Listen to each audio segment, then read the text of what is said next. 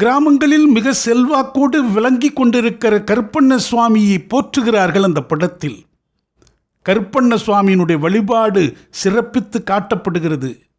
இதுதான்ப்பா நம்ம குலதெய்வம் அப்படின்னு அப்பா பிள்ளைக்கு சொல்கிறார். புள்ள கேட்குது, குலதெய்வம்னா என்னப்பா?